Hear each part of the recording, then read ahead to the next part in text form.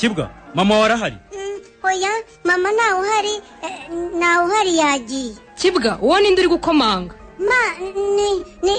Ni cya kigabo nanone kimwe gikunda kugukubita, gikunda kukunegagura maze cyagarutse. Kuniga? Ego se mani, narakubwiye ati Kibwa, uriya mugabo nageze hano uzajya umufata neza umureke yinjire ni tonto wawe. Aha, ba tonto b'iki gihe.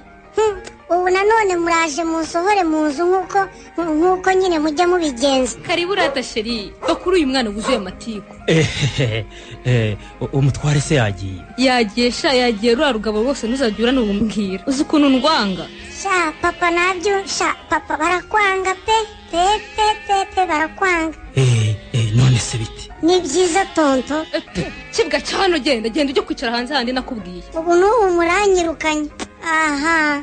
Karibu yagiye rwose, karibu ebwana wisange nk'iwawe. Twigire mu cyumba rwose dore. Sha twigendere tuva kuri Kibwa n'amagambo ye. Kabisa rekana na kare akana. Ararararara. Ubu nogiye kwibagirwa ibyangombwa koko. Mbega urugendo. Ubu no gusubirayo. Sha reka nsubirayo nyine nta kundi.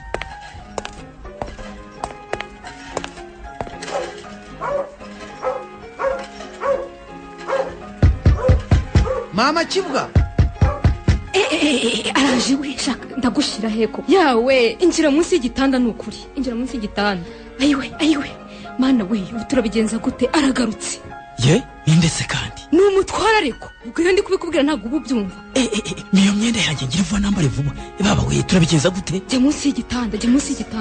Ikarisiri yese kandi ko ntayibona. Ishaka ariko urumva ataje. Niko Kibwa ko wicaye hano hanze sinakubajije kuzajya usohoka utambaye umupira dore ibyo birenge byawe kuki ukandagira hasi nakugurika amambiri ziri he ijira mu nzu ujye gushaka inkweto.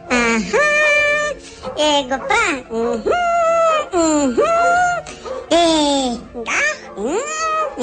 Kandi bananyoise yakabasangemo. Sheri cyane nibagiwe ibyangombwa uzi ko naringeze kure. Yo mbega urugendo n'umuruho rwose. Sha ciceka byihorere.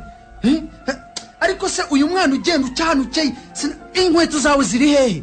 Ziri munsi y'igitanda. Ijira ujye kuzishaka. Ubu urambwira munsi y'igitanda ngo nzigushakire. Ayiwe Kibwa reka nzigushakire. Oya ma ndazishaka. Wa mwana we wambabara ukareka nkagushakira inkweto. Oya mama reka nzishakire. Nakubwiye papa yaje mwajyaga munkubita noneho nanjye ndakwishura cyangwa mbivuge. Oya Kibwa oya have sigaho Kibwa. Kiretse nanjye nkwishuye ibyo byisuna bidumbagura nabishuna. Oya Kibwa mbabarira Kibwa ntuzi ko nkukunda. Mbivuge. Oya Kibwa mbabarira rwose. Kawushira ayo maso ameze nk'ay'urukwavu. Kibwa ngaho ukora ibyo ushaka. Ayiwe Kibwa urangica Kibwa urambabaje. Shaho n'ibizuru mbikuruye. Ayiye Kibwa rwose rekeraho. Reka baze ngukubite n'ibyo bitamo. Kibwa we uranyishe.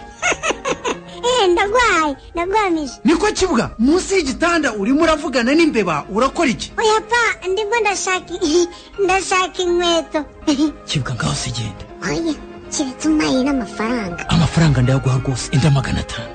500 gusa. Oya nyongera yandi. Enda nandi 500. Mana yandi yo wari ugiye guha mama. Dore nandi ngaya 500 ari kugenda. Na yandi wanyemereye yandi. Yose dore ngaya Kibwa ariko mbabari uva. Muzagaruke hano. Ntago nzagaruka rwose. Ndahira mu izina ry'Imana kutazagaruka. Nukuri kw'Imana Kibwa do wallahi. Fata kwijosi ndebe. Dore Kibwa wallahi ntago nzongera. Dore ukuntu gisa muzagaruke hano. Yego Kibwa ntago nzagaruka pe. Ariko inshuti ya bose 88 n'ibice bitatu muri fama. Reka tugaruke.